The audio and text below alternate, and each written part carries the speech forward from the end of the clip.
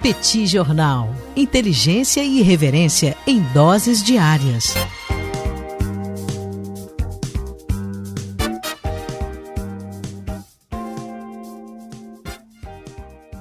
Olá, gente. Bem-vindos, bem-vindas ao Petit Jornal. Esse é o Petit Invest número 118. Estamos gravando numa live no YouTube do Petit Jornal. São exatamente 10 horas e 26 minutos da sexta-feira, 26 de junho de 2026. Cá está a dupla de costume, a dupla que você conhece de cor. Tanguy, o Bagdadi, animado, contente, preparado, revigorado, resiliente, retumbante, descansado, tarifado e mais tarifas a caminho, preocupado com a dinâmica internacional de muita incerteza e muita imprevisibilidade. E temos também Daniel Souza, que é esse que vos fala. Ao longo dos próximos minutos, vamos repercutir os principais acontecimentos do ambiente econômico, na dinâmica de investimentos ao longo dos últimos dias. Esse é o Petit Invest, espaço de toda sexta-feira aqui no Petit Jornal. E uma vez mais, poderemos observar a relação direta entre geopolítica, economia e o ambiente de negócios e de investimentos, que acaba sendo uma expertise muito bacana do Petit Jornal. Tudo bem, Tanguy? Vamos a isso? Tudo bem, Daniel Souza? Vamos lá para mais esse Petit Invest. Como toda sexta-feira, estamos aqui. Um prazer estar aqui com vocês mais uma vez para a gente tratar de temas. E aí, Daniel, é interessante porque a gente pega até temas como guerra, por exemplo, e consegue trazer para temas internacionais, para temas, enfim, econômicos, né, financeiros, o que é sempre muito interessante. Agora, Daniel, o que mais do que a guerra, mais do que a oscilação das finanças, o assunto aqui no Rio de Janeiro, pelo menos, é o frio que está fazendo, viu? Estamos com uma onda de frio aqui com a qual não estamos acostumados. E vou deixar aqui a recomendação. Se você, na sua cidade, onde quer que seja, está passando frio também, fica a recomendação da Insider Store. A Insider Store tem tudo o que você precisa para poder passar por esse período de frio, né, pelo inverno, com galhardia, Daniel, com elegância e com flexibilidade. Vai viajar no meio de ano agora? Aproveita a Insider Store, você vai conseguir levar menos peças de roupa, sem aquela mala pesadíssima, tendo flexibilidade. Às vezes, Daniel, você está num lugar que tá frio num determinado horário, depois esquenta, depois esfria de novo. A Insider Store tem tudo o que você precisa, com desconto, que está na descrição desse episódio, utilizando o link. Utiliza lá o cupom do Petit Jornal, que é Petit. Simples, Daniel. Petit, P-E-T-I-T. Bota lá que você já ganha um desconto para fazer as suas compras de inverno na Insider Store. Imperdível, gente. Condições especialíssimas para os amigos e amigas do Petit Jornal. O inverno chegou de vez e a Insider Store também oferece alternativas e peças altamente tecnológicas para essa estação do ano. Link no descritivo desse episódio. Daniel Souza, eu queria que você me explicasse qual é a relação entre o que está acontecendo no Irã, a guerra, o cessar-fogo, né, tudo o que está acontecendo, esse acordo de paz, enfim, e o derretimento de alguns ativos, como, por exemplo, as criptomoedas. Tem relação? Me explica aí. Tem relação sim, Tanguy. A gente tem observado nos últimos tempos uma queda muito importante, tanto do Bitcoin, que é a principal das criptomoedas, embora não seja a única, quanto do ouro. E isso tem relação com política externa, com geopolítica. Os Estados Unidos, a gente acompanha isso muito bem no Petit Jornal, entraram numa guerra no Oriente Médio, uma guerra que era para ser rápida, afinal o regime iraniano ia cair, era questão de dias para que houvesse ali uma substituição. Isso não aconteceu, os iranianos fecharam o Estreito de Hormuz, a oferta de energia no mercado internacional diminuiu, o preço do petróleo disparou, gerou inflação, e diante dessa inflação, a política de juros nos Estados Unidos mudou de rumo. E as expectativas em relação a essa política de juros também, porque não é só um impacto no curto prazo, é um impacto também nas expectativas de prazo um pouco mais dilatado. Nós tivemos a manutenção da taxa de juros por parte do Fed em patamares um pouco mais altos e já existe a perspectiva de aumento de juros um pouco mais à frente em função da alta inflação nos Estados Unidos, que é explicada fundamentalmente por razões geopolíticas. E daí? E daí que, com juros mais altos nos Estados Unidos, a tendência é que os investidores aloquem mais recursos em dólares americanos. E alocando mais recursos em dólares americanos, eles abandonam o ouro e também o Bitcoin. Nesse sentido, a gente tem tido uma tendência de valorização do dólar e de desvalorização desses outros dois ativos, ativos que tinham se valorizado bastante até bem pouco tempo atrás. No caso do Bitcoin, também tem alguns problemas adicionais. nós estamos falando de um Bitcoin onde, com preços mais baixos, a mineração já não está mais tão atraente, já não está mais tão interessante. O custo de mineração vai aumentando muito conforme passa o tempo, justamente por conta da própria característica desse criptoativo, a escassez. Então, tem gente também migrando para outros criptoativos por considerar que o Bitcoin já está caro demais. E existe um risco de longo prazo, sobre o qual já se fala, que é o risco de computadores quânticos quebrarem ali a criptografia e, consequentemente, representarem um risco para o Bitcoin e para outros criptoativos. Existe, inclusive, a perspectiva de que essa tecnologia seja alcançada bem mais cedo do que se previa antes. E, consequentemente, esse também acaba sendo um elemento de risco. Daniel, vou perguntar aqui em nome dos leigos que nos ouvem, tá? Dá para a gente considerar que o dólar e esses outros ativos, né? Então, tanto as criptomoedas quanto o ouro, são uma espécie de gangorra, né? Então, no momento em que um valoriza, o outro acaba compensando e vice-versa. Porque eu sei que tem muita gente que acaba fazendo uma carteira de investimentos que ela é diversificada. Ela tem tanto investimentos em dólar quanto em criptoativos e ouro.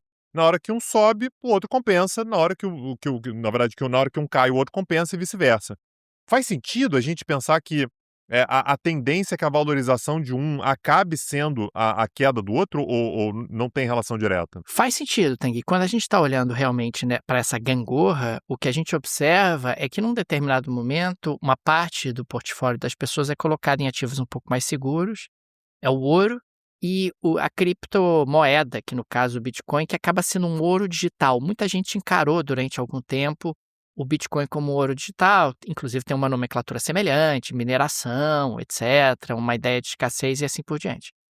Com um ambiente onde você começa a ter juros mais altos em dólares, você começa a ter um movimento, eu não vou deixar o meu dinheiro alocado em Bitcoin e ouro porque isso não rende juros. Só vale a pena realmente se eu quiser ter segurança ou se eu tenho ali uma expectativa de valorização. Como esses ativos tinham subido demais, muita gente considerou que eles estavam caros demais, e estavam mesmo, e consequentemente algum tipo de ajuste tinha que ser observado. E aí, se você deixa de buscar segurança no ouro e troca, mesmo que parcialmente, essa segurança pelo dólar, que rende juros, troca uma parte da segurança do Bitcoin para o dólar, que rende juros, isso acaba funcionando realmente como uma dinâmica de gangorra, exatamente como você está descrevendo. As duas coisas acabam se relacionando em função de movimentos de carteira que os investidores acabam realizando. É muito interessante observar que a explicação fundamental para a valorização anterior era a geopolítica, você tinha ali um ambiente de muita incerteza no cenário internacional, e a nova explicação acaba sendo geopolítica também, quer dizer, questões geopolíticas acabaram gerando uma pressão inflacionária relevante, fazendo com que a política de juros nos Estados Unidos fosse modificada e, consequentemente, você tivesse ali uma realocação de ativos. É por isso que é muito interessante, Tanguy, esse trabalho, esse exercício que a gente faz permanentemente aqui no Petit Jornal, de mistura da política internacional, da geopolítica com questões econômicas, porque elas estão cada vez mais relacionadas. A gente fala, inclusive, sobre isso nas nossas palestras, acaba trazendo ali conjuntura política e conjuntura econômica como elementos umbilicalmente ligados. No meio disso tudo, Daniel, eu fico lembrando daquele argumento, foi um argumento muito forte algum tempo atrás, que era o dólar vai ser substituído. E aí a gente vê um cenário no qual, mesmo quando os Estados Unidos estão numa situação ruim, uma situação em que eles são derrotados, a prática é essa, né? A gente tem que usar exatamente o termo que a gente vem utilizando, aliás. Os Estados Unidos estão saindo dessa guerra com o Irã derrotados, né? Não militarmente, mas o acordo que os Estados Unidos tiveram que aceitar com o Irã é uma derrota, é uma capitulação, aceitou termos ali que, numa situação de maior vantagem, os Estados Unidos não chegariam nem perto, e ainda assim o dólar se valoriza. O que é impressionante, né? A gente tenderia a imaginar, num raciocínio um pouco mais superficial, que num momento no qual os Estados Unidos demonstram fraqueza, as pessoas fugissem do dólar. Só que o que está acontecendo é o contrário, né? No momento em que o resultado para os Estados Unidos é ruim, os Estados Unidos têm que controlar a inflação, sobem os juros, os Estados Unidos conseguem mais uma vez atrair esses investimentos do mundo todo. Todo mundo volta a colocar o dinheiro por lá. No fim das contas, Daniel, é aquele raciocínio que a gente já fez aqui outras vezes. Os investidores estão doidos para ter algum tipo de justificativa para levar o seu dinheiro de volta para os Estados Unidos. E ficou nublado. Vou levar meu dinheiro de volta. Então, assim, as pessoas, aparentemente, elas tiram o dinheiro dos Estados Unidos meio com lágrimas nos olhos, né? Na hora que aparece a primeira justificativa, o dinheiro volta. Me parece que o caminho é esse, né? Perfeita análise, Tanguy. É exatamente isso. É claro que o dólar não tem a mesma hegemonia e força que teve no passado, até um passado não tão distante assim. Você tem tido diversificação, você tem buscado alternativas e tudo. Mas isso é algo que a gente já falou sobre isso no Petit Jornal e no Petit Cursos. O mercado tira dinheiro nos Estados Unidos, mas devagar e com lágrimas nos olhos e louco para voltar. Porque, a bem da verdade, Tanguy, os Estados Unidos não têm um substituto. Consequentemente, quando você sai dos Estados Unidos, você vai para o mundão de meu Deus. E aí você tem que espalhar o dinheiro, vai mandar para a Coreia, vai mandar para a Turquia, para o Brasil, sei lá para onde. E aí é difícil, né? É muito país diferente, é muita imprevisibilidade acontecendo. Claro que a diversificação acaba sendo uma estratégia de diluição de risco interessante. O câmbio, você acaba tendo que lidar com o câmbio, né? Quanto é que vale a moeda valorizou, desvalorizou, a quantidade de variáveis ela aumenta dramaticamente. Pois é, então a gente está falando de um ambiente muito inseguro, né? Um ambiente muito assustador. Os Estados Unidos oferecem um ninho muito quentinho, né? Puxa, eu voltei para os Estados Unidos, cara, que bom. Aqui eu sei como as coisas funcionam. Tem o Donald Trump? Tem, mas o Donald Trump vai passar e tal. Os Estados Unidos continuam sendo os Estados Unidos. Muita gente acaba pensando nisso e acaba sempre levantando esse questionamento. Tá, mas qual a alternativa, hein? Alternativa. Leva para onde o dinheiro? Né? Consequentemente, essa diversificação aconteceu, ainda acontece em algum grau, mas basta o juro nos Estados Unidos subir um pouquinho, ou você ter uma expectativa de um juro um pouquinho mais alto nos Estados Unidos, que o pessoal volta correndo para os Estados Unidos por considerar que ali você tem um refúgio seguro nesse ambiente internacional extremamente conturbado. Posso fazer um jabazinho aqui, Daniel? Ah, por favor. Daniel, lá no Petit Cursos, que a gente fala todos os dias aqui, não é brincadeira, tá, gente? Todos os dias a gente fala aqui sobre o Petit Curso. Acessa lá, petcursos.com.br, está com uma promoção maravilhosa, aliás, né? Que tá com 39% de desconto usando o cupom Além do Jogo. Mas o meu ponto aqui, Daniel, é que lá no Petit Curso a gente tem falado ao longo dos últimos meses, né? Talvez do último ano, que essa ideia de uma substituição do dólar, ela esbarra, né? Então o dólar vai ser substituído, teremos uma outra moeda e tal. Ela esbarra na inexistência de algum outro país que assuma esse papel. E aí as pessoas pensam automaticamente assim, não, mas tem a China. Gente, a China não quer. O fato é que a China, ela se sente muito confortável na posição que ela tem hoje.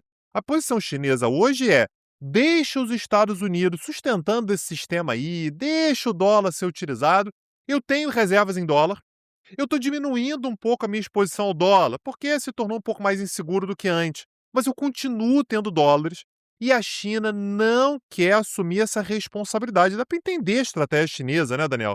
Para a China é uma boa.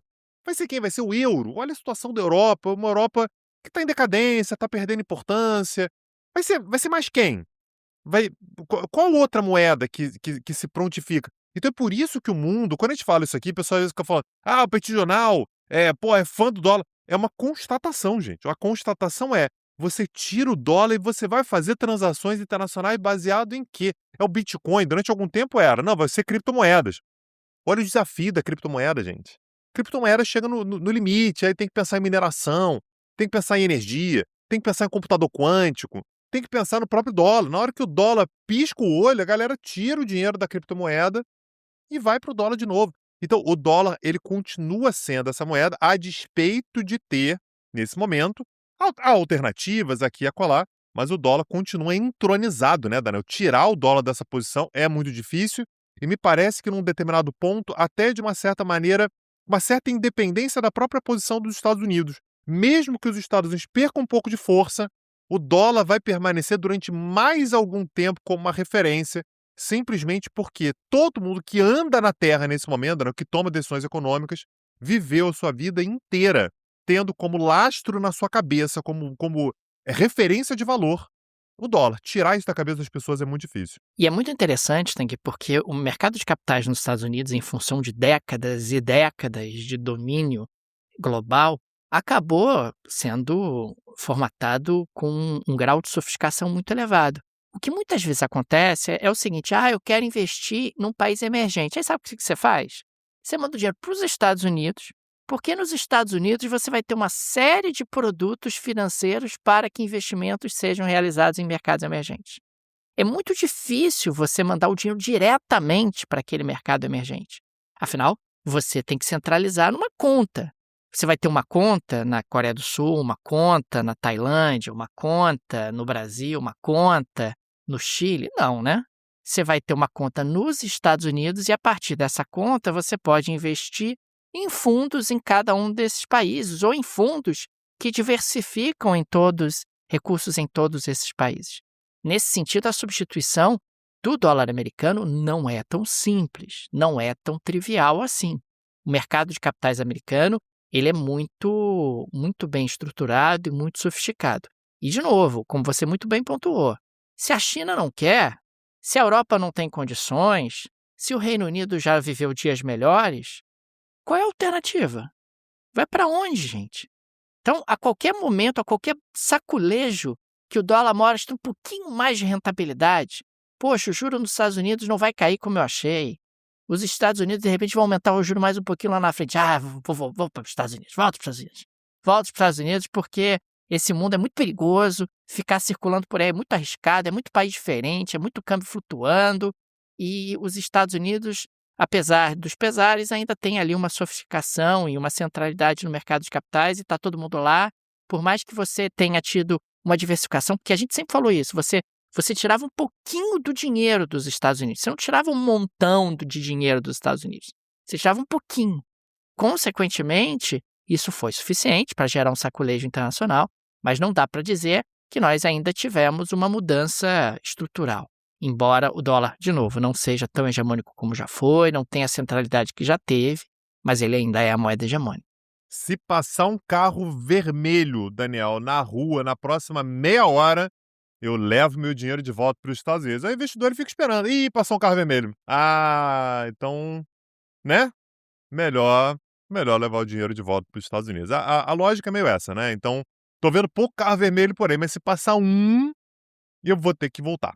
Vai ser o jeito. Daniel Souza, vou deixar aqui de novo o nosso jabá, peticursos.com.br. Lá a gente se dedica exatamente a fazer esse tipo de análise mais aprofundada, mais de longo prazo, né? Pensando tanto na história, momento presente, o que a gente vislumbra para o futuro. E nesse momento agora de Copa do Mundo, Daniel, a gente está com um desconto especial, 39% de desconto para quem entrar no plano anual. Mas é até o final da Copa do Mundo, Tanguy? Não, por prazo curtíssimo, tá, gente? São os próximos dias apenas. Não perde essa oportunidade. O valor realmente tá especial. O valor ele já é bastante competitivo. A gente deu um desconto ainda maior só para esse período agora da Copa do Mundo. A gente já teve uma aula gratuita, conduzida de forma brilhante. Foi uma das melhores aulas que eu já assisti pelo professor Daniel Souza. Está lá no YouTube do Petit Jornal. E a gente, sobre a FIFA, né? A gente falou bastante sobre a FIFA, enfim, sobre as entranhas da FIFA. E a gente vai ter um curso que vai começar na próxima terça-feira, em que a gente vai falar sobre esporte, né? Sobre o futebol. O impacto político e econômico que o futebol tem. A gente não vai falar de campo e bola, adoraria, mas não é esse o assunto. A gente vai falar, portanto, sobre a maneira pela qual o esporte se relaciona de forma direta e umbilical, tanto com economia, quanto com política, com autoritarismo, né? O que a gente pode falar sobre os símbolos nacionais? Não perde essa oportunidade, peticursos.com.br, o link está na descrição desse episódio. Daniel Souza, segunda-feira pela manhã, não teremos episódio por conta da bendita da Copa do Mundo. Não vai ter ninguém prestando atenção em Petit Jornal e a gente entende, beleza, na segunda-feira pela manhã. O Jogo do Brasil é às 14h, horário de Brasília, mas a gente vai ter episódio na segunda-feira à noite. Então, na segunda-feira, 19h, a gente volta com mais um bate-papo para falar sobre tudo que vem acontecendo na política internacional. Daniel Souza, um abraço e até a próxima. Valeu! Tchau, tchau. Petit Jornal. Inteligência e irreverência em doses diárias. Acesse www.petitjornal.com.br.